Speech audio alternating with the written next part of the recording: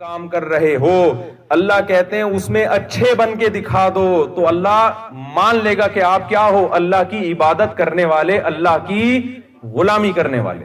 بس جلدی سے بات کو آپ لوگ جتنے چاہیں پھر بعد میں سوالات پوچھ لیں, بیان کو میں جلدی سے سمیٹ کے ختم کرتا ہوں.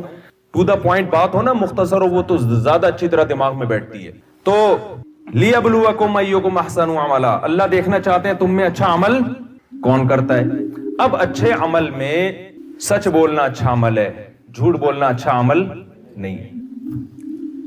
کچھ اچھے عمل ایسے بھی ہیں جن کو آج ہم نے اچھے عمل کی فہرست سے نکال دیا. میں یہ عرض کر رہا تھا کہ عیسائیوں میں رہبانیت آئی, تبھی تو وہ ریاست اور اسٹیٹ کے ساتھ چل نہیں سکا نا وہ مذہب.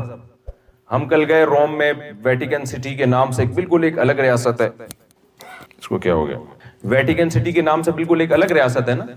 وہ سائنس اور ٹیکنالوجی کے ساتھ چل نہیں سکا, وہ مادی دنیا کے ساتھ شانہ بشانہ چل نہیں سکا.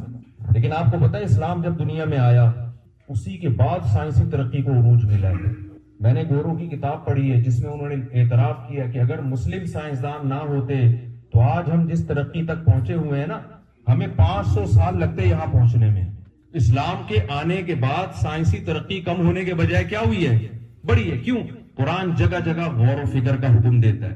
ان فی ذالک لآیات لأولی الالباب, اس میں نشانیاں ہیں عقل مندوں کے لیے. ان فی ذالک لآیات لقوم یتفکرون, غور و فکر کرنے والوں کے لیے. ہوتا یہ ہے کہ جو باطل مذہب ہوتا ہے وہ آپ کو غور و فکر سے ہٹاتا ہے. وہ آپ کو کہتا ہے بس تمہارے باپ دادا نے جو کہہ دیا سر جھکا کے سنتے چلے جاؤ.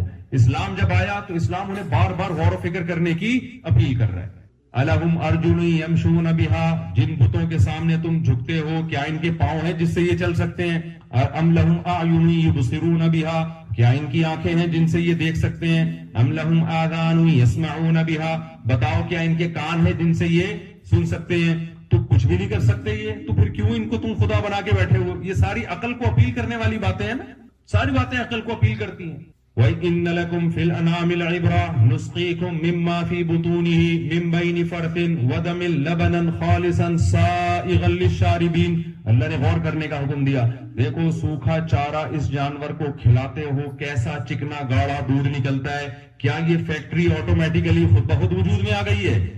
آپ اس سوکھے چارے کو لے جائیں جاپان کے سائنسدانوں کے پاس کہ یار ایک تیل کا قطرہ, چکنائی کا قطرہ نکال کے دکھا دو, کہیں گے بھائی اب تک ایسی مشین جاپان نے بھی ایجاد نہیں کی ہے. اللہ کہتے ہیں میں تو صدیوں پہلے ایجاد کر چکا ہوں. کمال کی بات ہے جو کام اب تک جاپان کے سائنسدان نہیں کر سکے اس مشین کے بارے میں کہا جاتا ہے یہ خود بخود وجود میں آ گئی ہے. اس مشین کے بارے میں جس کو گائے بھینس کہتے ہیں, یہ کیسے ہو سکتا ہے بھائی؟ جو کام اب تک بڑے بڑے سائنسدان جو مشین نہیں بنا سکے وہ مشین آٹومیٹیکلی کیسے خود بخود وجود میں آ گئی؟ تو اللہ نے ہمیں کیوں بنایا میرے بھائی, یہ بات دماغ میں رہے گی آپ لوگوں کی. اللہ نے ہمیں اٹلی میں پیسہ کمانے کے لیے پیدا نہیں کیا. یہ ہماری ضرورت ہے, یہ ہمارا مقصد نہیں ہے. کمائیں آپ ضرور لیکن یہ ہمارا ہدف نہیں ہے. یہ تو بہت بڑے بڑے لوگ آئے کھا پی کے چلے گئے دنیا سے, ہم بھی چلے جائیں گے, مر جائیں گے. بہت آئے, جب بھی جائے نا قبرستان میں جا کے دیکھا کریں, بہت لوگ آئے اور 50 سال کے بعد ہم میں سے کوئی بھی اوپر بیٹھا ہوا نہیں ہوگا, سارے لیٹے ہوئے ہوں گے. بستر پہ لیٹے ہوئے بھی ہوتے ہیں نا, غنیمت کی بات ہے. زمین کے نیچے لیٹے ہوئے ہوں گے. آپ سمجھ نہیں پا رہے بات کو, میرا خیال ہے آپ بڑے خوشی سے یوں کر رہے ہیں, ماشاءاللہ لیٹے ہوئے ہوں گے, آرام کر رہے ہوں گے. سارے ہم کہاں لیٹے ہوئے ہوں گے؟ زمین کے نیچے. تو تھوڑا سا ہمیں غور و فکر کرنا ہے. دیکھو ہمارے ذمہ 2 کام ہیں. ایک, ہم نے خود بھی دین پہ چلنا ہے, اور میں بار بار کہہ رہا ہوں دین آپ سے دنیا چھڑواتا نہیں ہے. اس دنیا کے اندر رہ کر آپ اپنے عمل کو اچھا کر لو, دھوکہ نہ دو, ملکی قوانین کو فالو کرو, ملکی قوانین کے خلاف نہیں چلو. جب آپ یہاں آئے ہو, آپ نے یہاں کی گورنمنٹ سے ایک ایگریمنٹ کیا ہے تو آپ شرعن پابند ہیں اس ایگریمنٹ کے. ہمارے نبی صلی اللہ علیہ وسلم نے معاہدوں کی کیسی زبردست پابندی کی ہے. صلح حدیبیہ میں آپ صلی اللہ علیہ وسلم کا مشرکین سے معاہدہ ہوا کہ جو یہاں سے مسلمان ہو کے مشرکین کے پاس جائے گا مشرکین اس کو واپس نہیں کریں گے. لیکن مکہ میں کسی نے اسلام قبول کیا اور پناہ کے لیے مدینہ آیا تو مدینہ والے اسے پکڑ کے مکہ والوں کے حوالے کر دیں گے. بظاہر یہ بہت عجیب سی بات ہے یا نہیں ہے؟ لیکن ہمارے نبی نے یہ ایگریمنٹ زبانی کیا, ابھی اس پہ سگنیچر نہیں, زبانی ایگریمنٹ ہو چکا تھا. اتنے میں حضرت ابو جندل رضی اللہ تعالیٰ عنہ اسلام قبول کر کے آئے اور حدیبیہ کے موقع پہ نبی سے آ کے ملے. ان پہ بڑا ظلم ہو رہا تھا, مشرکین کی طرف سے. یہ بات خوب سمجھنے کی ہے. ہمارے نبی نے کیا کیا؟ ان کو مشرکین کے بولو حوالے کر دیا. آپ صلی اللہ علیہ وسلم کے اپنے ساتھی پریشان ہوئے کہ ایک شخص جس پہ مکہ میں ظلم ہو رہا ہے اور وہ اسلام قبول کر کے یہاں آ رہا ہے، آپ کی پناہ میں آ رہے، یا رسول اللہ آپ ان کو کیسے واپس حوالے کر رہے ہیں تاکہ یہ دوبارہ ظلم کریں؟ اور ابھی معاہدے پہ سگنیچر بھی نہیں ہوئے، لیکن زبانی، اصل تو زبانی معاہدہ ہے نا، جب وہ ہو گیا تو ہو گیا. مسلمان کی تو کہتے ہیں نا زبان ایک ہوتی ہے. لیکن کیا بہترین مثال محمد صلی اللہ علیہ وسلم نے قائم کی ہے کہ معاہدے کو پورا کرنا ہے، چاہے ہمارے فیور میں ہو چاہے ہمارے اگینسٹ ہو. اپنے ایمان والے ساتھی کو اس وقت کتنا مشکل کام تھا ایمان قبول کرنا، آپ نے پکڑ کے مشرکین کے حوالے کر کے ایک مثال قائم کر دی. آپ صلی اللہ علیہ وسلم نے فرمایا لِكُلِّ غَادِرٍ لِوَاءٌ يَوْمَ الْقِيَامَةِ، جو بھی معاہدے کو توڑنے والے لوگ ہیں قیامت کے دن ان کے ہاتھ میں ایک جھنڈا ہوگا، ساری دنیا کو پتا چلے گا یہ شخص غدار ہے، یہ معاہدوں کو توڑنے والا. آج دنیا میں جہاں بھی جاؤ بھائی، ہمارے انڈین اور پاکستانی اور بنگلہ دیشی لوگوں کے بارے میں ایک ہی بات ہے زبان پہ، یار دو نمبر ہی بہت ہے. آپ لوگ کے علاوہ کی بات کر رہا ہوں میں، یار دو نمبر ہی بہت ہے، جھوٹ بہت ہے، جعلی حملے کروا کے آئے ہوئے ہیں، جھوٹ بہت ہے، سلپ ہو جاتے ہیں، ویزا 2 مہینے کا تھا 3 مہینے کا، اچھے. ہمارے شیخ حضرت مفتی رشید احمد صاحب رحمہ اللہ تعالی سعودی عرب گئے، 15 دن کا ویزا تھا ان کا. وہاں جو میزبان تھے انہوں نے کہا حضرت میں جب 14 دن ہو گئے نا تو انہوں نے کہا حضرت میں آپ کا ویزا بڑھوا دیتا ہوں 8-10 دن کے لیے. حضرت نے فرمایا 15 دن میں جتنے گھنٹے بنتے ہیں نا ان گھنٹوں کے مکمل ہونے سے پہلے اگر ویزا بڑھوا دیا تو ٹھیک ہے، ورنہ 1 سیکنڈ بھی میں غیر قانونی طور پر یہاں نہیں رہوں گا. میں سمجھا پا رہا ہوں اپنی بات؟ 1 سیکنڈ نہیں گزاروں گا. مکہ کی سرزمین کی بات ہو رہی ہے، مکہ میں کیوں معاہدہ آپ کا جب ہوا ہے کہ 15 دن تو اس کا مطلب کیا ہے 15 دن. اور ہم کتنے بہانے کر لیتے ہیں کہ ابے ان کے باپ کی زمین ہے کیا، ان کے باپ کا ملک ہے، ایسے بول رہے ہوتے ہیں نا، ابے ان کے بابا ہے ہمارے، ان کے باپ کا ملک ہے کیا، ابے ہر زمین ہماری. ہم بچپن میں جا رہے ہوتے تھے نا تو اسکول سے جب نکلتے تھے تو جیسے ہمیں جیب خرچی مل گئی 5 روپے 10 روپے ہمارے نیچے گر جاتے تھے تو ساتھ والا لڑکا جو کلاس فیلو ہے نا وہ اٹھا کے جیب میں ڈالتا تھا. ہم کہتے یار یہ 5 روپے میرے کہہ رہے مجھے تو اللہ کی زمین سے ملا ہے بھائی. تو سنا ہوگا آپ لوگوں نے بھی بچپن میں دیکھا ہوگا نا، وہ کہتا تھا بھائی ہمیں یہ کہاں سے ملا ہے، ہمیں تو بھائی اللہ کی زمین سے ملا. اب لڑ لو اس سے، ہر زمین اللہ کی. تو یہی ہے کہ بھائی یہ ان کے باپ کا ملک ہے. بھائی آپ معاہدوں کے پابند ہو. دیکھو ایک بات بیان کر کے بس میں بیان ختم کرتا ہوں.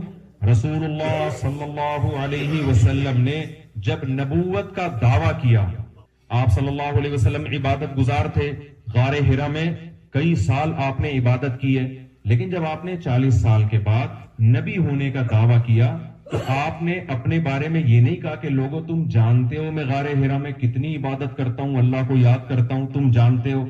آپ نے اپنی عبادت کا ریفرنس نہیں دی. آپ نے کیا فرمایا؟ میں نے کبھی زندگی میں جھوٹ نہیں بولا اور امانت میں کبھی خیانت نہیں کی، میں صادق بھی ہوں اور امین بھی. 40 سال میں تم نے کبھی میری زبان سے جھوٹ کا لفظ نہیں سنا اور امانت میں خیانت. کیا مطلب؟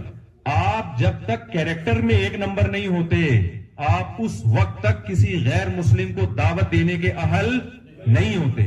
وہ آپ کی نماز اور عبادت دیکھ کے نہیں آئے گا آپ کی طرف، وہ آپ کے معاملات دیکھ کے آئے گا آپ کی طرف.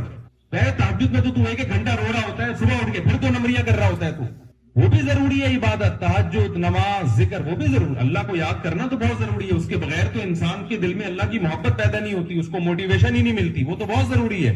لیکن آپ کو اپنا یہاں جو معاملہ ہے نا اللہ سے وہ سیدھا رکھنا پڑے گا. تو میں یہ عرض کر رہا تھا کہ دیکھو یہاں جو لوگ غیر قانونی کام کرتے ہیں، جھوٹ بولتے ہیں، ان کو گورنمنٹ کی طرف سے سزا ملے گی. لیکن قرآن ہمیں کیا کہتا ہے؟ دیکھو قرآن میں 2 نمبری کی سزا بہت سخت بیان کی گئی ہے. اس پر ایک اشکال ہوتا ہے کہ اللہ 2 نمبری اتنی بڑی نہیں ہے جتنی بڑی تو سزا دے رہا ہے. مثال کے طور پر قرآن کیا کہتا ہے؟ وَيْلٌ لِّلْمُطَفِّفِينَ الَّذِينَ إِذَا اكْتَالُوا عَلَى النَّاسِ يَسْتَوْفُونَ. تباہ ہو جائیں وہ لوگ جو اپنا حق لیتے ہیں تو پورا لیتے ہیں، جب حق دینے کی باری آتی ہے تو اس میں ڈنڈی مارتے ہیں. اللہ نے ان کے لیے جہنم کی آگ کی خوشخبریاں سنائی ہیں. الا یظن اولئک انہم مبعوثون. ان کو پتہ نہیں ہے کل انہوں نے اللہ کے سامنے کھڑے ہونا ہے. تو آگے بڑی سخت وعیدیں. اب سوال پیدا ہوتا ہے بھائی ایک آدمی نے اگر ناپ تول میں کمی کی ہے، کسی کا حق، اپنا حق پورا لیا، دوسرے کا حق تھوڑا دیا، تو اس کی اتنی سی سزا قیامت میں مل جاتی ہے کہ اللہ اس کا پورا حق دلا دیتے سامنے والے کو، حساب برابر ہو جاتا نا. کیا خیال ہے بھائی؟ اسلام میں جو چوری کرتا ہے تو حکومت کو آرڈر ہے کہ اس کا ہاتھ کاٹے. عام آدمی کو اجازت نہیں ہے کہ کسی کا ہاتھ کاٹ دیں آپ جا کے. حکومت کو آرڈر کیا ہے کہ اسلامی حکومت ہو تو حکومت کو آرڈر کیا ہے چور کا ہاتھ کاٹے. سوال پیدا ہوتا ہے کہ اس نے چوری 5,000 کی ہوگی, 10,000 کی ہوگی, اور ہاتھ 5-10 ہزار کا ہی کروڑوں کا ہے, تو اللہ اس کا کروڑوں کا ہاتھ کیوں کٹوا دیتا ہے؟ اس کا جواب یہ ہے, یا انسان کسی کو قتل کر دے, اس کی دنیا میں سزا کیا ہے کہ قاتل کو پھانسی پہ لٹکایا جائے, اس کو قتل کیا جائے. لیکن قرآن کہہ رہا ہے نا, یہ تو دنیا کی سزا ہے, آخرت کی سزا ہے ہمیشہ کی آگ, ہمیشہ کی آگ. کیوں؟ وجہ اس کی یہ دیکھو, اسلام میں جب آپ کوئی جرم کرتے ہیں نا تو یہ مخلوق کے ساتھ بھی ناانصافی ہے, لیکن جس خدا نے پیدا کیا اس کے حکم کی بھی نافرمانی ہے. تو آخرت میں جو اتنی بڑی سزا ملتی ہے وہ اس لیے نہیں ملتی کہ آپ نے مخلوق کا دل دکھایا ہے, وہ اس لیے کہ جس نے پیدا کیا تھا آپ نے اس کے حق کو ضائع کیا ہے. تو جو جتنا بڑا حاکم ہوگا اس کی نافرمانی کا وبال بھی اتنا ہی زیادہ ہوگا. تو مسلمان کو دیانتداری میں, سچ میں غیر مسلم سے کم 20 گنا زیادہ آگے ہونا چاہیے, اور مسلمان ان چیزوں میں 20 گنا پیچھے.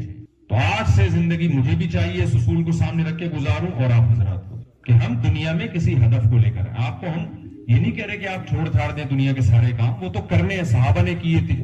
حضرت ابو بکر رضی اللہ تعالیٰ عنہ اور حضرت عثمان کی جو تجارت تھی کروڑوں اربوں روپے کے اثاثے تھے. ہم نے ہمارے یہاں مدرسے میں کیلکولیشن کی گئی ہے, تحقیق لگائی کسی کے ذمے کہ یہ بڑے بڑے صحابہ جو مالدار تھے نا, ان کے پاس سرمایہ کتنا تھا, تو آج کے دور کے لحاظ سے اربوں روپے سرمایہ بنتا ہے. ہمارے نبی نے کسی صحابی کو نہیں کہا کہ اتنا پیسہ کیوں کما رہے ہو, تو کبھی بھی نہیں کہا, کیونکہ اسلام میں پیسہ کمانا منع ہی نہیں ہے. اگر آپ جائز طریقے سے کما رہے ہیں, اس میں غریبوں کا حق رکھ رہے ہیں, رشتہ داروں کا حق رکھ رہے ہیں, اگر آپ جائز طریقے سے کما رہے ہیں تو ڈبل کما لیں. کس نے منع کیا ہے آپ کو؟ سلیمان علیہ السلام اللہ کے پیغمبر تھے یا نہیں تھے؟ ان کی شاہانہ زندگی قرآن نے بیان کی ہے کہ نہیں کی؟ اتنا عالی شان تخت رکھا ہوا تھا, کوئی کہہ سکتا تھا کہ حضرت آپ کو کیا ضرورت تھی اتنا عالی شان تخت رکھنے کی, اور ہیرے جواہرات آپ کے تاج میں جڑے ہوئے ہیں. ہمارے نبی صلی اللہ علیہ وسلم پیوندہ کپڑے پہنتے تھے, سلیمان علیہ السلام بھی پیغمبر, محمد صلی اللہ علیہ وسلم بھی پیغمبر, دونوں اللہ کے نیک بندے. قرآن میں دونوں کی تعریفیں, ایک کو اللہ نے دولت دے کے آزمایا, اور ہمارے نبی صلی اللہ علیہ وسلم کی خواہش تھی کہ میں دولت نہیں رکھنا چاہتا, تو اللہ نے آپ کو آپ کی حساب سے زندگی عطا فرمائی. اس میں اللہ نے بتا دیا کہ نہ میری نظر میں پیسہ رکھنا برا ہے, نہ پیسہ نہ رکھنا برا ہے. میں تو یہ دیکھتا ہوں کہ اگر کسی کو میں نے مسکین بنایا تو غریب بن کے خدا کو راضی کرتا ہے, ناراض کرتا ہے. اگر میں نے کسی کو دولت دی ہے تو اس دولت میں اللہ کا حق وہ رکھتا ہے کہ نہیں رکھتا؟ قارون کو موسیٰ علیہ السلام نے کیا کہا تھا؟ احسن کما احسن اللہ الیک. بہت خزانے تھے نا قارون کے پاس, اس کے چابیاں جانور لے کے چلا کرتے تھے خزانوں کی. موسیٰ علیہ السلام نے قارون کو یہ نہیں کہا تو اتنا پیسہ کیوں کما رہا ہے, جب 2 وقت کی روٹی میں تیرا گزارا ہو سکتا ہے تو کمبخت تو اتنے اونٹوں کی چابیاں لے کے کیوں چلتا ہے. یہ نہیں کہا موسیٰ علیہ السلام نے. موسیٰ علیہ السلام نے اس سے یہ حکم دیا تھا, احسن کما احسن اللہ الیک. جیسے اللہ نے تجھ پر احسان کیا ہے تو اللہ کی مخلوق کا حق بھی ادا کر, تھوڑا غریبوں کا بھی خیال کر لیا کر. تو اللہ کی نظر میں پیسہ کمانا بری چیز نہیں ہے, کمانے کے بعد اللہ کی مخلوق کو بھول جانا یہ برا عمل ہے. سمجھ میں آ رہی ہے بات؟ تو اب زندگی کا ہدف سامنے رکھ کے گزاریں. اور آخری سچی بچی کی آخری بات, آپ کہیں گے آخری کر کے مفتی صاحب کھینچے چلے جا رہے ہیں. دیکھو, جب اچھا عمل جو ہے نا اللہ کی محبت کے بغیر نہیں کر سکتا. دیکھو, انسان کوئی اچھا کام کرتا ہے یا تو اسے کوئی گورنمنٹ کی طرف سے انعام ملتا ہے, یا ماں باپ کی طرف سے, یا کوئی بھی اس کو موٹیویٹ کرنے والا ہو, کہیں سے انعام مل رہا ہو. یہ جو کھلاڑی کھیلتے ہیں اور جیتنے کی کوشش کرتے ہیں, اگر کوئی ان کا میچ ہی نہ دیکھے, کہیں خبر بھی نہ آئے, نہ ان کو کوئی انعام ملے, تو یہ محنت کریں گے جیتنے کے لیے؟ بھائی ان کو پتا ہے لاکھوں تماشائی ہوں گے کہ ہمارے چوکے چھکے دیکھیں گے, جیتیں گے تو عزت ملے گی, ہاریں گے تو ذلت ہوگی. تو یہاں سے موٹیویشن مل رہی ہوتی ہے نا. لیکن اللہ کو راضی کرنے کے لیے جو اچھا کام کی موٹیویشن ملتی ہے, جب تک اللہ کی محبت پیدا نہیں ہو انسان کو یہ ترغیب نہیں ملتی. کسی کی محبت میں انسان یا تو کام کرتا ہے یا کسی کے خوف سے کام کرتا ہے. تو اللہ کی محبت پیدا کرنے کے لیے بار بار اللہ کا ذکر کرنا, نماز قائم کرنا بہت ضروری ہے. اگر آپ نماز قائم نہیں کرو گے تو آپ کے دل میں اللہ کی محبت نہیں پیدا ہو سکتی. تو اس کے لیے اللہ نے ہم پر کتنی نمازیں فرض کی ہیں؟ 5 نمازیں. یہ اسلام کا رکن ہے, ریڑھ کی ہڈی ہے. جیسے ریڑھ کی ہڈی کے بغیر کبھی کوئی آدمی آپ نے دیکھا؟ کہ لکڑی لگا کے گھوم رہا ہو بھائی, اسٹینڈ سے اپنے آپ کو فٹ کیا ہو, کبھی دیکھا آپ نے؟ تو نماز کے بغیر اللہ ہمارے اسلام کو ماننے کے لیے تیار نہیں ہے. من ترک الصلاۃ متعمدا فقد کفر, صحیح حدیث ہے, جس نے جان کر نماز چھوڑ دی اس نے تحقیق کفر کیا. قد کا مطلب ہوتا ہے یقیناً کفر کیا اس نے, وہ اس قابل نہیں ہے کہ اپنے آپ کو مومن کہے. تو بھائی دیار کفر میں تو زیادہ ذمہ داری ہے نا کہ مسجدوں کو آباد کرو. کیا خیال ہے؟ اب مسجد, وہ علامہ اقبال نے کہا تھا نا, مسجد تو بنا دی دم بھر میں ایمان کی حرارت والوں نے, من اپنا پرانا پاپی تھا برسوں میں نمازی بن نہ سکا. مسجد تو 2 منٹ میں بن جاتی ہے, آباد نہیں ہوتی. تو جو لوگ اللہ کے گھر کو آباد کرتے ہیں, دیکھو موسیٰ علیہ السلام کے دور میں جتنی توجہ اللہ کی حضرت موسیٰ کی طرف تھی فرعون کی طرف نہیں تھی. جو توجہ اللہ کی بنی اسرائیل کی طرف تھی وہ قبطی قوم کی طرف بولو نہیں تھی. اللہ نے بنی اسرائیل کی بدعمالیاں تھی جس کی وجہ سے غلام بن گئے, اللہ نے ان کو اوپر لانے کے لیے موسیٰ علیہ السلام کو بھیجا, پھر آزمائشیں آئیں, ان کو معجزے دکھائے. تو اللہ بنی اسرائیل کو اتنا پروٹوکول کیوں دے رہے ہیں؟ کلمہ پڑھتے تھے, اللہ کو مانتے تھے, اللہ کی کتابوں کو مانتے تھے. اللہ کا ہم پر بہت بڑا احسان ہے کہ ہم جہاں بھی رہیں لیکن اللہ کو بھی مانتے ہیں, اللہ کے پیغمبروں کو بھی مانتے ہیں, اللہ کی کتابوں کو بھی مانتے ہیں. اللہ کی قسم جتنی اللہ کی نظر میں ہماری اہمیت ہے اتنی مخلوق میں کسی اور کی اہمیت نہیں ہے. اگر ہم اپنی اہمیت ہی نہیں جانیں گے, ہم اپنے آپ کو ویلیو نہیں دیں گے, تو اس کا مطلب جو نعمت اللہ نے ہمیں دی ہے ہماری نظر میں اس کی قدر نہیں ہے, تو اللہ کیسے قدر کرے گا پھر اس کی؟ تو اپنے آپ اپنے ایمان پہ فخر کرو, اپنے ایمان کو بچانے کی کوشش کرو. جب تک آپ کا مسجد سے تعلق نہیں ہوگا آپ اپنے ایمان کو نہیں بچا سکتے. دیکھو جب آپ دیار غیر میں رہتے ہو, غیر مسلم کنٹری میں رہتے ہو, تو آپ کو صبح و شام اپنے جیسے لوگوں سے ملنا ضروری ہے تاکہ آپ کو یہ احساس رہے کہ ہم کیا ہیں, مسلم ہیں. آپ کو یہ احساس رہے. آسٹریلیا میں ہمارے جاننے والے, ان کو بڑا اچھا خاندان, تو ان کے پڑوس میں یہودی رہتے ہیں. انہوں نے مجھے خود بتایا کہ یہودی کہنے لگا یار آپ لوگ کی گیدرنگ بڑی اچھی ہے, خاندان آپ لوگ کا بڑا اچھا ہے. ہم لوگ تو ہمارے یہاں تو اب نسل ہی ختم ہوتی جا رہی ہے, ہمارے یہاں تو وہ فیملی سسٹم ہی نہیں ہے. تو یہ نعمت اللہ نے ہمیں دی ہے تو ہمیں اس کو برقرار رکھنے کی کوشش کرنا ضروری ہے. تو اب یا تو آپ کسی نائٹ کلب میں جا کے مل لیا کریں آپس میں, کیا خیال ہے, یا پھر مسجد میں مل لیں. تو کیا کون سی جگہ بہتر ہے؟ وہاں ملتے ہوئے اچھے لگیں گے, وہاں تو پکڑے جائیں گے. کیا خیال ہے؟ آیا کہا تھا نکلا ہوا ادھر کو. محبتیں جو پیدا ہوتی ہیں میرے بھائی وہ نائٹ کلبوں میں نہیں ہوتی, وہاں وہ خواہشات کے پورے کرنے کی جگہ ہے. محبتیں کہاں پیدا ہوتی ہیں؟ مسجدوں میں پیدا ہوتی ہیں. تو مسجد سے جڑے. جماعت کی نماز اللہ نے کتنی پیارا عمل رکھا ہے کہ سارے کھڑے ہوتے ہیں ہاتھ باندھ کے اللہ کے سامنے قبلہ رخ ہو کے. صبح صبح کتنا اچھا لگتا ہے اللہ کا کلام سنا جائے, رکوع سجدہ وَتَقَلُّبَكَ فِي السَّاجِدِينَ. قرآن کہتا ہے نبی جب آپ سجدہ کرنے والوں کے ساتھ سجدہ کر رہے ہوتے ہو اللہ آپ کے اس عمل کو دیکھ رہا ہوتا ہے. تو یہ عمل اللہ کو بڑا پسند ہے. تو ان جگہوں میں میرے بھائی دین کو ہم نے زندہ رکھنا ہے اپنے عمل سے. عمل کا کیا مطلب؟ کردار ایک نمبر ہونا چاہیے, کوئی کام خلاف قانون نہیں ہو. یہاں کی گورنمنٹ کہے کہ مسلمان جتنے قانون کے پابند ہوتے ہیں اتنے غیر مسلم نہیں ہوتے. جب آپ کو پوچھیں کہ بھائی تو اتنے اچھے طریقے سے اٹلی میں کیوں رہ رہا ہے, کوئی آج تک تو نے کام خلاف قانون نہیں کیا, تو آپ بولیں کہ ہمارے مذہب کا حکم ہے, ہمارے دین کا حکم ہے, ہمارے قرآن کا حکم ہے. سمجھ میں آ رہی ہے کہ نہیں آ رہی ہے؟ اور دوسرا اللہ کا حق پورا کرنا ہے. وہ کہاں پورا ہوگا؟ مسجدوں میں آ کے. تو مسجد سے تعلق قائم کریں گے کہ نہیں کریں گے؟ آپ کے ہاں امریکہ سے جماعت آئی ہوئی ہے, یہاں بیٹھے ہوئے ماشاءاللہ, تو تھوڑا سا بیٹھ جائیں ان کے پاس, ہیلو ہائی کر لیں, بھائی کیسے آنا ہوا, کس سلسلے میں. ایک آدمی کی شادی ہوئی نا تو دلہن کے پاس گیا تو سمجھ میں نہیں آ رہا تھا بات کا آغاز میں کیسے کروں.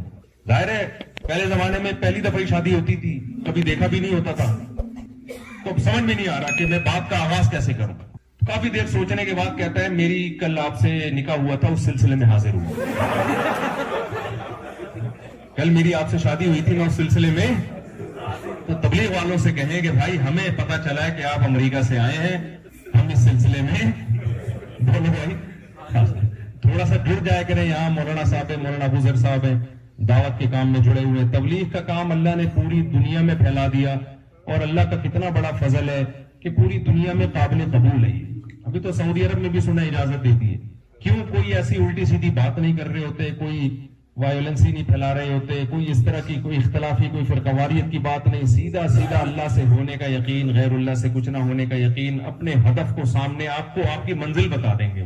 تو جب تک میرے بھائی یہاں رہ کر کسی نیٹ ورک میں نہیں جڑو گے تو حدیث میں کیا آتا ہے کہ جو بکری جو ریوڑ سے الگ ہوتی ہے بھیڑیا اسی پہ حملہ کرتا ہے. تو جب آپ اپنی گیدرنگ سے ہٹ جاؤ گے نا یہاں پہ تو پھر میرے بھائی شیطان نما جو بھیڑیا ہے وہ آپ پہ حملہ کرے گا.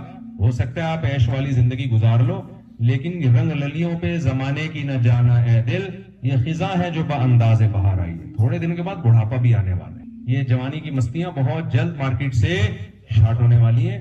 تھوڑا سا وہ ایک ایپلیکیشن آتی ہے تصویر کھینچو, آتی ہے نا ایپلیکیشن, تصویر کھینچ کے اس میں دیکھو کہ میں بڑھاپے میں کیسا لگوں گا. آپ کو خود اپنے اوپر ترس آئے گا, آپ کا دل چاہے گا ان سے دم کرواؤں اپنے اوپر. اور کسی نے کہا ہے کہ بڑھاپے میں اور جوانی میں کیا فرق ہے. جوانی میں آپ کے پاس حسینوں کے نمبر ہوں گے, بڑھاپے میں حکیموں کے نمبر ہوں گے. تو یہ بہت جلد آنے والا ہے. نبی صلی اللہ علیہ وسلم نے فرمایا 7 آدمی قیامت میں اللہ کے عرش میں ہوں گے. شاب نشأ فی عبادت اللہ عز وجل, وہ جوان آدمی جس نے جوانی میں برائیوں سے بچا ہو.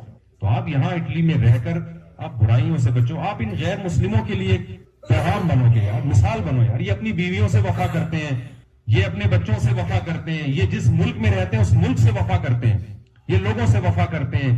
یہ آپ ایک میسج بنو گے لوگوں کے سامنے. اور اگر اخپل طریقے سے زندگی گزارتے رہے, بس میرا آفس میرا دفتر کسی طرح یار 2 نمبری کروں, ادھر سے پیسہ بچا لوں ادھر سے بچا لوں.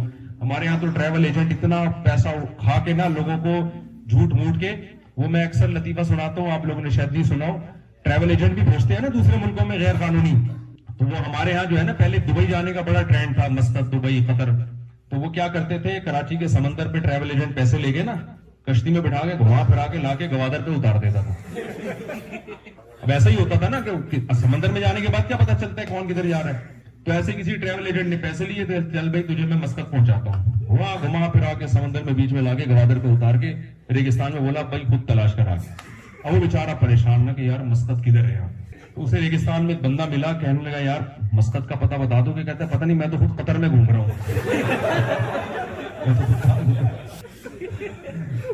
تو یہ 2 نمبریاں بہت ہوتی ہے. اللہ تعالی ہم سب کو 2 نمبریوں سے بچائے.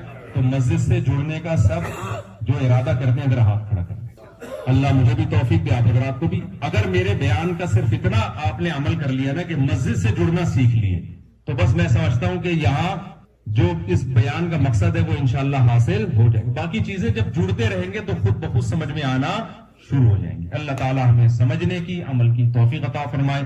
وما علینا الا البلاغ. الحمدللہ رب العالمین والعاقبۃ للمتقین والصلاۃ والسلام علی رسولہ الکریم وعلی آلہ وصحبہ اجمعین. دیکھو ایک بیچارے کینسر کے پیشنٹ آئے ابھی مجھ سے نا, نماز سے تھوڑی دیر پہلے ملے, شاید آپ لوگوں نے بھی دیکھا ہو کس قدر موت زندگی کی کشمکش میں. ایک جوان آدمی 40 سال عمر ہے ان کی, اور کس ہڈیوں میں کینسر جا کے کیسا گھل گیا ہے. آپ نے شاید بہت سے لوگوں نے دیکھا ہو. بھی میں کیا تسلی کا جملہ کہتا اس کو, یہی ہے بھائی کہ یہ دنیا اصل ہے ہی نہیں, تمہیں اللہ نے اسی میں جنت کمانے کا موقع دے دیا, صبر کرو.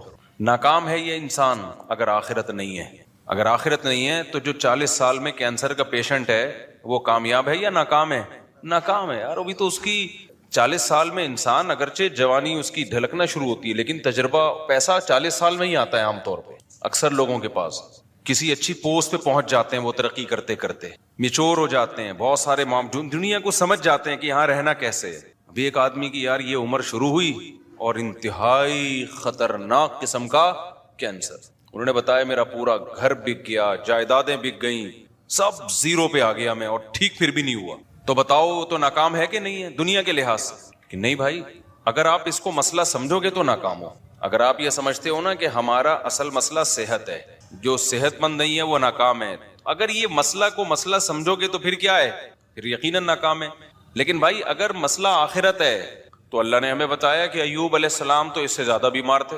ایوب علیہ السلام ان سے زیادہ بیماری میں, ان کی بہت شدید تکلیف میں زندگی گزری ہے. تو اللہ کسی کو صحت دے کے آزماتا ہے, کسی کو بیمار کر کے آزماتا ہے. خدا کی قسم جب میں کسی بیمار کو دیکھتا ہوں نا تو میں ڈرتا اپنے آپ سے ہوں کہ اللہ نے ہمیں صحت دے دی, اس کی آزمائش کم ہے, اس سے ایک سوال ہوگا کہ تو نے اس بیماری میں ناشکری تو نہیں کی, حرام کی طرف تو نہیں گیا. ہم سے 20 سوال ہوں گے, کیونکہ بیمار آدمی برائیوں سے بچتا ہے, صحت مند کے لیے برائیوں سے بچنا بہت مشکل.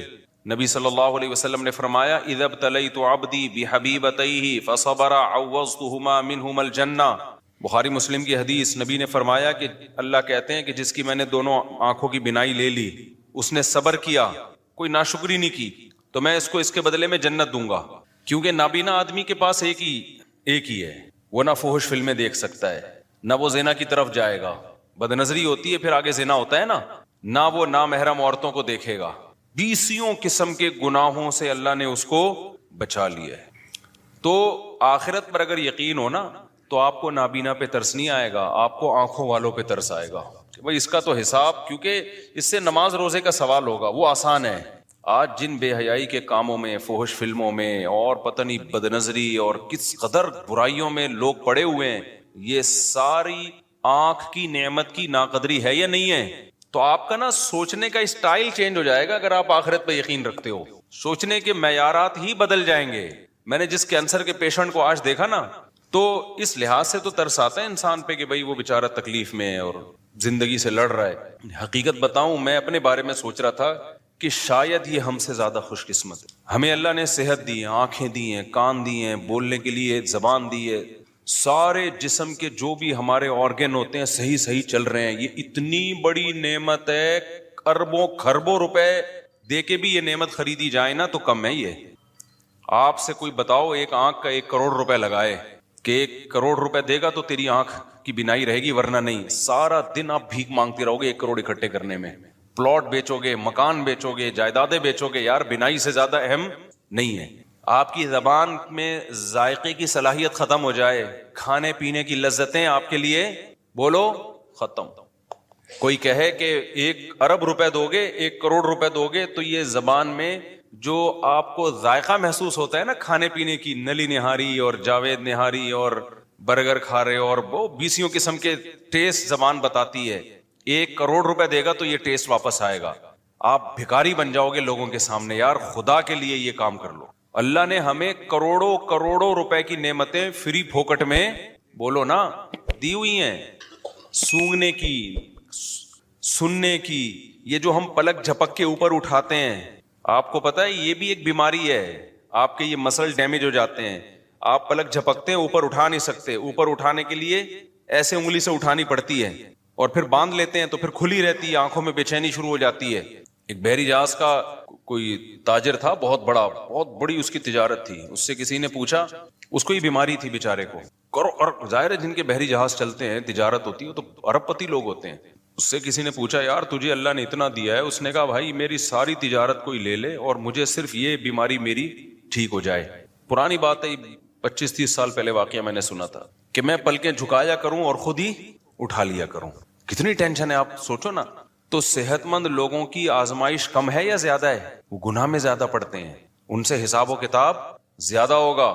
یہ جو کہتے ہیں نا دولت نعمت ہے, دولت نعمت ہے, واقعی نعمت ہے, شکر گزاروں کے لیے نعمت ہے. آج کل جو دولت آنے کے بعد کھوپڑیاں گھوم رہی ہیں نا, اور غریبوں کو انسان برا سمجھ رہا ہے, توہین آمیز لب و لہجے اختیار کر رہا ہے, تو یہ سمجھ لو کہ یہ دولت تباہی بن کے آئی ہے, تباہی بن کے آئی ہے دولت. یہ نہ آتی زیادہ اچھا تھا, کچھ بھی نہیں ہے. کوئی اگر زیادہ جہازوں میں بھی ہیلی کاپٹر میں جاپان میں گھوم رہا تھا نا, تو مجھے لڑکوں نے کہا ولاگ بنایا. میں نے کہا یہ کیا ولاگ بھائی, اس میں کیا سبق ملے گا لوگوں کو؟ ولاگ ایسی چیز کا بنایا آدمی جو کیا مل رہا ہو, کچھ سبق مل رہا ہو. کہ ایکویریم دکھا دیا ہم نے, چلو اس میں اللہ کی قدرت دیکھنے کو مل رہی ہے. تو میں نے نہیں بنائی ویڈیو, سب نے بنائی. میں نے کہا بناتے ڈالتے رہو, کیونکہ یہ تو مجھے چھشور پنا لگ رہا تھا, بچکانہ حرکت رہی. میں ہیلی کاپٹر میں گھوم رہا ہوں, تو گھوم رہا ہے تو کون سا تو پہلا آدمی آیا ہے, لوگ چاند پہ پہنچ گئے. اب میں ہیلی کاپٹر میں گھوم کے بولوں دیکھو ہیلی کاپٹر یہ میرا نہیں بھی ہے, چلو ہیلی کاپٹر تو ہے نا. تو آرم اسٹرانگ کیا بولے گا, ابے تو ہیلی کاپٹر میں راکٹ میں بیٹھا ہوں. میں کس میں بیٹھا ہوں؟ راکٹ میں. اور یہ ہیلی کاپٹر میرا پہلا سفر نہیں ہے. ہیلی کاپٹر میں میرا یہ کون سا سفر ہے؟ یہ 4تھا یا تیسرا سفر ہے میرا ہیلی کاپٹر. میں بچپن سے ہیلی کاپٹر میں گھوما ہوں. تیسرا سفر ہے. وہ پہلا کب ہوا تھا, کہاں ہوا تھا, یہ نہیں بتاؤں گا. دوسرا کب ہوا, کہاں ہوا, یہ بھی نہیں بتاؤں گا. تو تیسرا تو پتہ ہی چل گیا, وہ ویڈیو میں آ گیا. تو یہ کوئی شو مارنے کی چیز تھوڑی. ہیلی کاپٹر میں بیٹھا ہوا ہے, گدھے پہ بیٹھا ہوا ہے, تو کیا ہو گیا؟ میری نظر میں اللہ کی قسم ہیلی کاپٹر میں گھومنے والا گدھے پہ بیٹھنے والا برابر. وہ بھی سواری ہے, یہ بھی کیا ہے, سواری ہے. تو اس میں کیا شو مارے آدمی ہے, جہاز میں بیٹھا ہوا ہوں, لوگ دکھا رہے تھے میں بزنس کلاس میں بیٹھا ہوا ہوں. میں تو کیا بیٹھا ہوا ہے, تو تھوڑی دیر میں لیٹا ہوا ہوگا خبر کے اندر. بڑے بڑے آئے بزنس کلاس والے, اور میں نے تو پائلٹوں کے ساتھ بیٹھ کے سفر کیا جہازوں میں. اب یہ زیادہ ڈیٹیل میں نہیں جاؤں گا میں اس کی. تو تو اب اس میں کیا آدمی ہے کہ یہ بچکانا ہے, یہ سوچ کیا ہے. شاعر نے کہا ہے نا, ارے یہ کیا ظلم کر رہا ہے کہ مرنے والوں پہ مر رہا ہے, جو دم حسینوں کا بھر رہا ہے بلند ذوق نظر نہیں ہے. تیری نظر کا ذوق بہت کیا ہے, پست ہے, جو تو مردار چیزوں پہ جان دے رہا ہے. میری گاڑی, میرا بنگلہ, میں ہیلی کاپٹر میں بیٹھا ہوں. یہ میرا ہیلی کاپٹر ہے, میں نے اپنے پیسوں سے لیا ہے. ایک زمانے میں گدھا ہیلی کاپٹر ہی سمجھا جاتا تھا جب سائنس نے اتنی ترقی نہیں کی تھی. اس وقت غریبوں کے پاس گدھے بھی نہیں ہوتے تھے, جس کے گدھا مارکیٹ میں بڑا مہنگا ہوتا تھا. تو جس نے گدھا خریدا نا, وہ غریبوں کو نیچا دکھانے کے لیے کہتا تھا میرا گدھا ہے میرا. غریب بیچارہ جھکتا جاتا ہے, یار تیرے پاس تو 3 گدھے ہیں, میرے پاس ایک گدھا بھی نہیں ہے. تو جو یہ کہہ رہے ہیں میرا گدھا, میری گاڑی, یا میں ہیلی کاپٹر خریدوں گا, میں ہیلی کاپٹر میں بیٹھوں گا, میں جہاز خریدوں گا, تو جو یہ کہہ رہے ہیں نا, اس کا مطلب یہ بھی گدھا ہی ہے. یہ شو مارنے کی چیزیں نہیں ہیں, بچکانا حرکتیں ہیں. اور پھر میں بار بار ایک مضمون کو بتاتا ہوں. لوگ کہتے ہیں نا مفتی صاحب جہازوں میں گھوم رہے ہیں بالکل ہی اپنی, اب تو اب دیکھو کیا ہو گئے. خدا کی قسم کچھ بھی نہیں ہوتا ان چیزوں سے, ہمیں کوئی فیلنگ بھی نہیں ہوتی. کیونکہ جو پس ذہن کے لوگ ہوتے ہیں نا, ان کو لگتا ہے کہ اگلے کی پتہ نہیں مینٹل وہ چینج ہو رہی ہے. ہمیں تو یہ کھلونے لگتے ہیں. گدھے پہ گھومو, کس پہ گھومو, جہازوں پہ گھومو, ایک ہی بات ہے. آپ کہہ سکتے ہو پھر گدھے پہ کیوں نہیں گھومتے؟ بھائی سہولت اس میں زیادہ ہے, اس لیے گدھے پہ میں اگر آسٹریلیا جاتا, جہاز میں 14 گھنٹے میں پہنچاؤں, تو گدھے میں تو میں ابھی ٹھٹھا بھی پار نہیں کر پایا ہوتا بھائی. ٹھیک ہے, کہاں پہنچ, مجبوری ہے, اس لیے جہاز میں جا رہے ہیں. تو یہ چیزیں خدا کی قسم یہ بچکانا سوچ کی چیزیں ہیں. آج ہماری سوسائٹی میں یہ چیزیں بہت آ رہی ہیں. بہت بچکانا سوچ ہے, بہت زیادہ بچکانا سوچ ہے. یہ کچھ بھی نہیں ہے ان چیزوں میں. مرے گا, دفن ہوگا, قبر کھائے گی. تو اس لیے ولاگنگ میں وہ چیزیں جس میں کہیں نہ کہیں تھوڑا سا سبق مل رہا ہو, ان چیزوں کو ہائی لائٹ کرنا چاہیے. یہ کہ یہ میں اس لگژری ہوٹل میں ٹھہرا ہوا ہوں, 5 اسٹار میں ٹھہرا ہوا ہوں. بھائی جس کے پاس پیسہ ہوتا ہے 5 اسٹار میں ٹھہرا جاتا ہے, نہیں ہوتا تو 4 اسٹار میں ٹھہرا جاتا ہے, نہیں ہوتا تو کینٹ اسٹیشن پہ منجی لے کے, وہاں 10 روپے کی ملتی ہے, پتہ نہیں کتنے کی ملتی ہے, منجی لے کے وہاں کیا کر لیتا ہے, وہاں سو جاتا ہے. اور آپ کو پتہ ہے پرانے زمانے کے بادشاہوں کا جو لگژری لائف تھی نا, جو اسٹائل تھا ان کا, وہ آج ایک عام ایک تھوڑے سے پیسے والوں کو بھی مل جاتا ہے. وہ تو اس زمانے میں بادشاہ اس اسٹائل پہ شو مارا کرتے تھے. اب وہ بادشاہ زندہ ہو کے آ جائے نا, تو غریب کہے گا کہ یہ تیرا اسٹائل ہے, تیرے پاس پنکھا تو پھر بھی نہیں تھا نا, بیٹھ کے ملازمین جھولتے رہتے تھے, ہمارے پاس تو بٹن دباؤ پنکھا. وہ بادشاہ احساس کمتری سے مر جائے, یار ایسی عیاشی میں یہ غریب آدمی, اگرچہ وہ کنڈے کا پنکھا ہوگا. تو کہاں سے کہاں بات نکل جاتی ہے. میں کیا بات لے کے ہاں, تو وہ میں بتا رہا تھا نا, کینسر کا پیشنٹ تھا, ابھی بیچارہ مل کے گیا ہے. تو ترس جو آنا چاہیے نا, ترس ان لوگوں پہ آنا چاہیے بھائی جو جن کو اللہ نے نعمتیں دی ہیں اور وہ نعمتوں کا حق ادا نہیں کر پا رہے. میں ایسے لوگوں کو دیکھ کے اپنے بارے میں ڈرتا ہوں.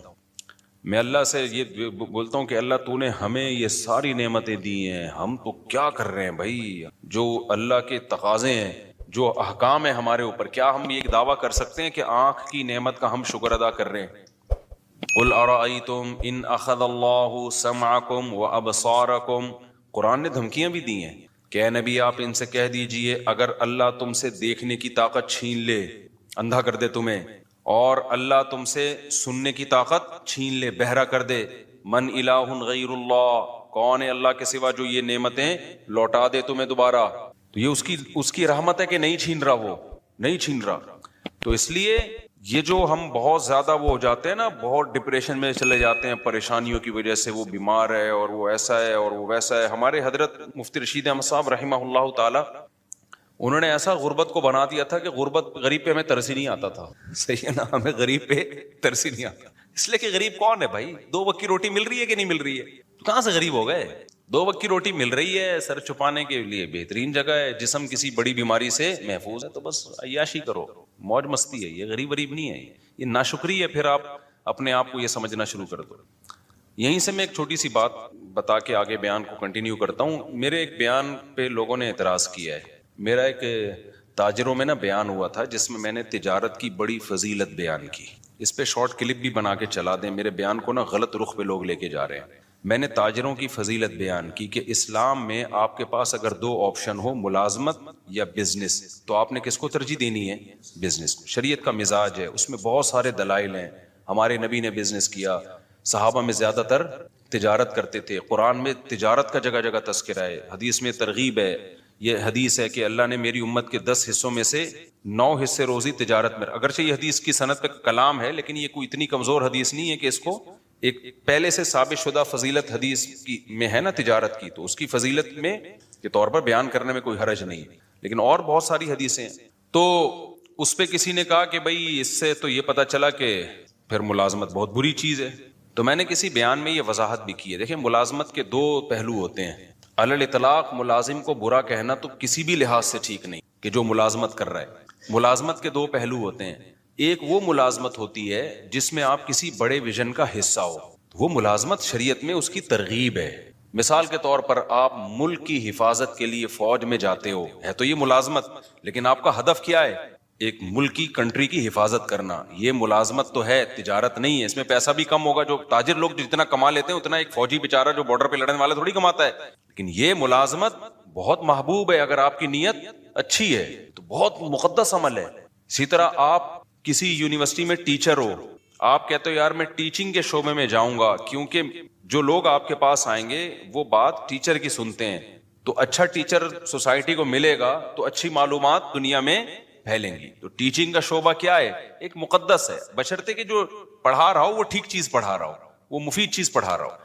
تو بہت ساری ملازمت کے شعبے. اسی طرح کوئی ڈاکٹر بنتا ہے تو وہ بھی ملازم, سرکاری ہسپتال کا ملازم ہوگا یا پرائیویٹ ہاسپٹل کا ملازم ہوگا, ہے یہ بھی ملازمت. اور ڈاکٹروں کے اتنا پیسہ ڈاکٹر نہیں کماتے ہیں جتنا تاجر کماتے ہیں, اور ڈاکٹر کی جتنی محنت ہوتی ہے نا اتنا ڈاکٹر کما نہیں سکتا. لیکن آپ اس ملازمت کو برا کہنا شروع کر دو, یہ بہت بری بات ہے. وجہ اس کی ہے کہ ڈاکٹر کا شعبہ اتنا مقدس ہے کہ انسانی جان کی حفاظت کا ذریعہ ہے. ہاں, ایک ملازمت وہ ہے جس میں آپ کسی کی جاب کر رہے ہو, آپ کو ایک مخصوص تنخواہ مل رہی ہے, فائدہ کمپنی کو ہو رہا ہے اور کمپنی بھی انسانیت کو کوئی بڑا فائدہ نہیں پہنچا رہی ہے. جیسے آپ کولڈ ڈرنک کمپنی میں جاب کر رہے ہو. کس میں جاب کر رہے ہو؟ کولڈ ڈرنک کی کمپنی ہے, اس میں آپ جاب کر رہے ہیں. تو آپ کو ایک مخصوص تنخواہ مل رہی ہے, آپ نے چاپلوسی بھی کر رہے ہو باس کی, اور آپ مکھن بھی لگا رہے ہو, اور ڈانٹ بھی پڑ رہی ہے, گالیاں بھی مل رہی ہیں. فائدہ کون اٹھا رہا ہے؟ کمپنی. اٹھا لے فائدہ, کوئی مسئلہ نہیں ہے, لیکن انسانیت کو کیا دے رہی ہے وہ فائدہ اٹھا کے؟ کچھ بھی نہیں دے رہی. شوگر کے مریض بنا رہی ہے, لوگوں کا ویٹ کیا کر رہی ہے. گٹکا کمپنی میں جاب کر رہے ہو آپ, پان کمپنی میں, سگریٹ کمپنی میں جاب کر رہے ہو. تو بھائی ایسی جگہ جاب کرو جہاں انسانیت کو فائدہ ہو. تو اب سمجھ میں آئی بات. جہاں تجارت اور ملازمت میں ٹکراؤ ہو, تو ملازمت اگر اس نوعیت کی ہے کہ جس میں کسی بڑے ویژن کا جو انسانیت کے لیے فائدے والا ویژن ہو, آپ اس کا اگر حصہ بن رہے ہو, تو پھر تو وہاں ملازمت زیادہ بہتر ہے تجارت سے. سمجھتے ہو کہ نہیں سمجھتے؟ لیکن اگر کسی بڑے ویژن کا حصہ نہیں بن رہے آپ, کو انسانیت کے لیے زیادہ مفید چیز نہیں ہے, تو پھر ملازمت نہیں کرنی چاہیے. پھر کس کو فوکس, پھر اپنا ٹماٹر کا ریڑھی لگا لے آدمی. سمجھ رہے ہو نا, باس کی چاپلوسی سے بہتر ہے کیا لگا لے؟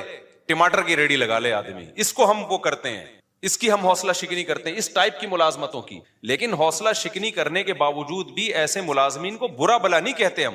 وجہ اس کی ہے کہ یہ اللہ کا بنایا ہوا نظام ہے کہ سارے تاجر بن نہیں سکتے. کیونکہ جب آپ تجارت کرو گے تو تجارت بڑے پیمانے پر چلانے کے لیے آپ کو ملازمین چاہیے. یہ دنیا کا نظام ہے, یہ اللہ کا نظام ہے. اللہ تعالیٰ فرماتے ہیں ہم نے ان کے درمیان معیشت کو, رزق کو تقسیم کر دیا ہے. لیتخذ بعضهم بعضا سخریا, سب کو ایک جیسی دولت نہیں دی ہے تاکہ بعض لوگ بعض کو کیا بنائیں, اپنے ماتحت رکھیں. یہ دنیا کا نظام ہے, یہ چینج نہیں ہو سکتا. تو کوئی بھی بڑا بزنس مین جو ملازموں کو اور جو جاب کرنے والوں کو گالیاں دے رہا ہے نا, تو آپ اس کو بولا کرو تیرے پاس جو لوگ جاب کر رہے ہیں نا, سب سے پہلے تو ان کے منہ پہ جا کے گالیاں دے کے ریکارڈنگ کر کے ڈال دے کہ جو چوکیداری کر رہے ہیں نا تیرے گیٹ کی, یہ بے غیرت ہے, ٹھیک ہے نا, یہ چوکیداری کر رہے ہیں, اس کو گالیاں دے سب سے پہلے. تو سمجھ میں آ رہی ہے بات کہ نہیں آ رہی؟ وہ بھی تو پھر بے غیرت ہی ہو گیا نا جو آپ کی چوکیداری کر رہا ہے. بعض لوگ غریبوں کو بے غیرت, بے شرم, پتہ نہیں کیا کیا تانے دے رہے ہیں کہ یہ ملازمت کرتے ہیں, یہ ٹیچروں کے جو ہے نا وہ جو ہے وہ مکھن لگاتے ہیں, اور پتہ نہیں اس طرح کی فضول قسم کی باتیں. تو کوئی بھی ایسا شخص جب کوئی بات کیا کرے, آپ نے بولنا ہے کہ بھائی آپ جب کوئی بڑا بزنس کر رہے ہو تو آپ کو بھی تو ملازمین کی ضرورت ہے. تو یہ ساری گالیاں عام ملازمین کو دینے کے بجائے نا, سب سے پہلے آپ کی کمپنی میں یا آپ کے بزنس میں جو لوگ ملازم ہیں, آپ نے ان کو کیا کہنا ہے, بے شرم بھی کہنا ہے, بے غیرت بھی کہنا ہے. پھر دیکھو وہ اسی بندوق سے اٹھا کے سر پھوڑیں گے تمہارا. تو ترغیب تو دی جائے گی بزنس کی, لیکن ملازم پیشہ آدمی کو گالیاں دینا نہیں بنتا, کیونکہ ہر انسان تجارت کی کوشش کر کے بھی تاجر بن نہیں سکتا. یہ اللہ کا نظام ہے. کیونکہ تجارت کو چلانے کے لیے بھی آپ کو بڑے پیمانے پر ملازمین کی ضرورت. اب دیکھو اوبر اور کریم والوں نے دماغ استعمال کر کے ایک سافٹ ویئر بنا کے بزنس چلا دیا ہے. تو اگر یہ ڈرائیور نہ ہوتے اوبر کریم کے تو کیا ان کا بزنس چلتا؟ تو ناممکن ہے. تو ایک ایسی کامن سینس کی بات ہے کہ جس کے اندر سینس ہوگی تو وہ یہ سمجھے گا. سینس ہی نہیں ہے تو پھر ہم یہی کہیں گے کہ پیسہ آنے کے بعد کھوپڑی کیا ہو جاتی ہے؟ آؤٹ ہو جاتی ہے. تو السلام نے بھی ضرورت کے وقت ملازمت کی ہے کہ نہیں کی ہے؟ موسیٰ علیہ الصلوۃ والسلام مصر سے چل کے مدین گئے کیونکہ قتل کا کیس تھا آپ کے اوپر. تو آپ مدین گئے ہیں تو اب وہاں کیا بزنس کرتے بھائی؟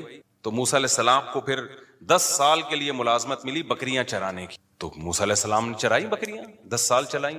تو آپ اگر خدا نخواستہ ملازمین کو علی الاطلاق برا بلا کہنا شروع کر دو گے کہ جاب بری ہے تو کس پر اعتراض ہوگا؟ موسیٰ کلیم اللہ جن کی لاکھوں کروڑوں انسان جن کی خاک کے برابر بھی نہیں ہے. تو اس لیے ہم بھی یہ کہتے ہیں بھائی تجارت کو ملازمت پہ ترجیح دو، کوشش کرو. لیکن اگر نہیں ہو پا رہا ہے، یہ ہر ایک میں نہیں ہو پائے گا، یہ تو جو ہو دنیا کو مسافر خانہ سمجھ کے بولو گزارا چلو، کوئی بات نہیں یار. جو کروڑ پتی بزنس کرنے والے ہیں وہ بھی لمبے ہو جائیں گے تھوڑے دنوں میں، اور جو بیچارہ کہیں چوکیداری کر رہا ہے وہ بھی قبر میں جا کے کیا ہو جائے گا. اور یہ جو چیزوں پہ فخر کرنا کہ میرا موبائل، میری گھڑی، میں نے وہ ایک بتایا تھا کہ وہ میں پشاور میں بیٹھا تھا تو آئی فون کے نا ایک کوئی بڑے کوئی انجینئر تھے سافٹ ویئر، تو میں نے اس سے پوچھ رہا تھا آئی فون رکھوں یا اینڈرائڈ رکھوں میں، تو انہوں نے کہا اینڈرائڈ رکھ لیں. خیر یہ ان کی رائے تھی، 100% کسی کا متفق ہونا ضروری نہیں ہے.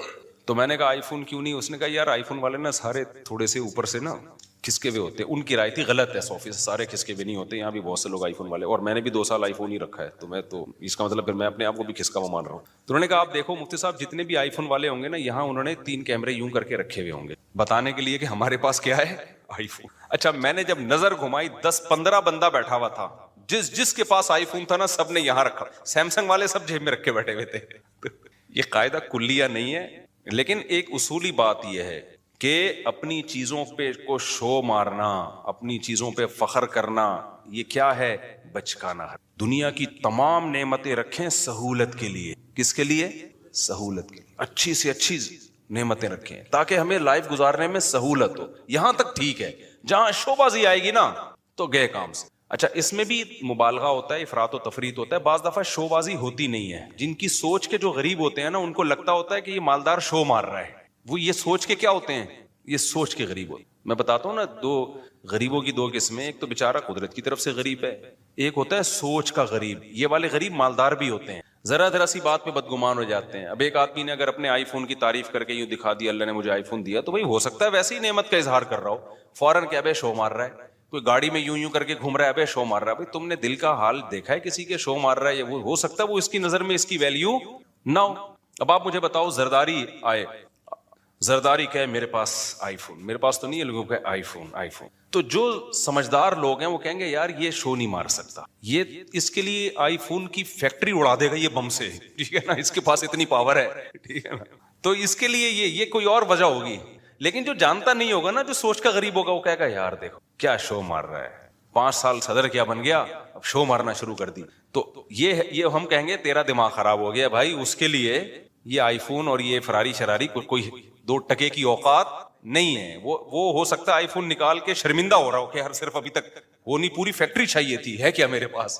تو اسی طرح یاد رکھو جو علماء ہوتے ہیں نا، جن کے دل میں دنیا کی محبت نہیں ہوتی، وہ اگر کہیں جہازوں میں اڑ رہے ہیں، ٹرینوں میں گھوم رہے ہیں، کہیں یہ چیزیں دکھا رہے ہیں، تو ان کی نظر میں یہ شو بازی نہیں ہوتی، یہ 2 ٹکے کی اوقات نہیں ہوتی، کھلونے.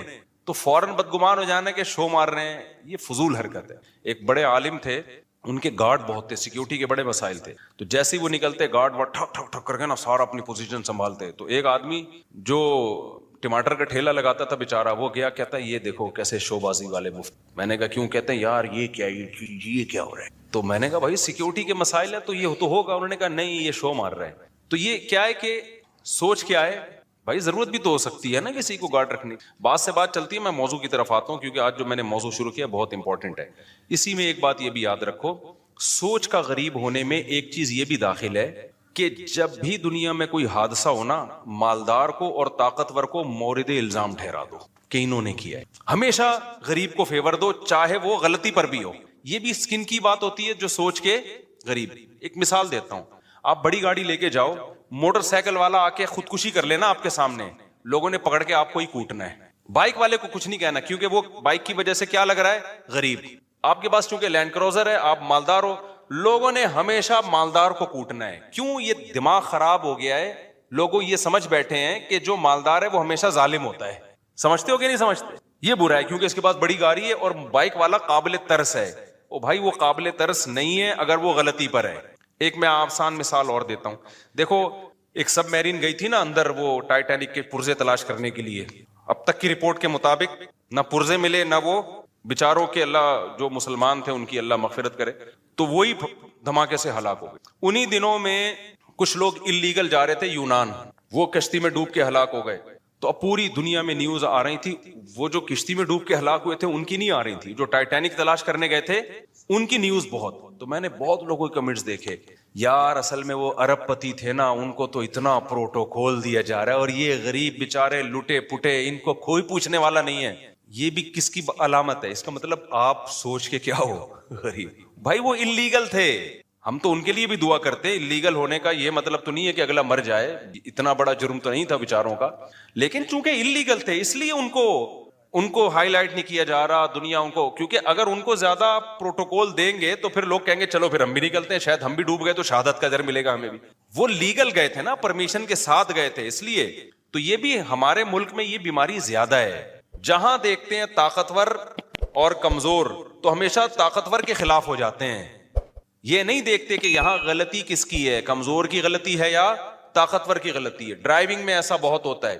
میں ریوو میں ایک دفعہ اپنی گاڑی میں جا رہا تھا, ایک شخص اتنا غلط آیا نا آگے, بڑی مشکل سے میں نے یعنی بریک لگا کے اس کو بچایا. تو میری وجہ سے نہیں, اس کی وجہ سے نا, اس کے غلط کی وجہ سے کوئی دوسری بائک اس سے ٹکرا گئی. اچھا ہم اپنے خراما جا رہے ہیں, 2-3 انکل نے بائکیں میرے پیچھے بھگائی ہیں کہ اس کو پکڑو, حالانکہ میری ذرا بھی غلطی نہیں تھی اس میں. تو صرف گاڑی کی وجہ سے اور گارڈ کی وجہ سے, کیونکہ اس کے پاس جس کا پروٹوکول ہوتا ہے, گارڈ ہوتے ہیں, تو لوگ کہتے ہیں بس اس کو پکڑ کے کوٹو. وہ روکنے, میں آرام سے چلا رہا ہوں. تو وہ گاڑی, وہ خیر جب قریب آئے تو مجھے پہچان گئے نا. وہ پہلے تو ڈانٹ رہے ہیں نا, پیچھے سنا رہے ہیں, ایسی کی تیسی. تو یہ بھی ایک شو مارنے کا شوق ہے کہ ہم گارڈ وارڈ سے ڈرتے. یہ پتہ ہوتا کیوں ہے؟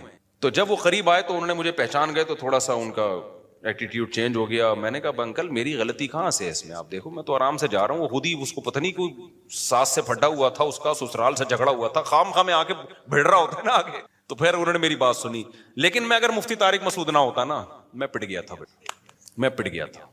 نہ لوگوں نے گارڈوں کو دیکھنا تھا, لوگ نہیں دیکھتے, بلکہ گارڈ ہونا تو پھر لوگ سمجھتے ہیں اب ہمیں بہادری کا ثواب ملے گا. لوگ کہیں گے کلاشنکوفوں سے بھی نہیں ڈرا بندہ. یہ لوگوں کی مینٹلٹی ہے, طاقتور کے خلاف بولنے میں نا فیور ملتا ہے آپ کو, لوگ سمجھتے ہیں بہادر ہے. یہی کام حکمرانوں کے خلاف بھی ہوتا ہے, یہی کام آپ کے وہ ادارے جو پاورفل ہے ان کے خلاف بھی ہوتا ہے. بعض دفعہ وہ صحیح ہوتے ہیں لیکن آپ نے ان کے خلاف ہی بولنا ہے.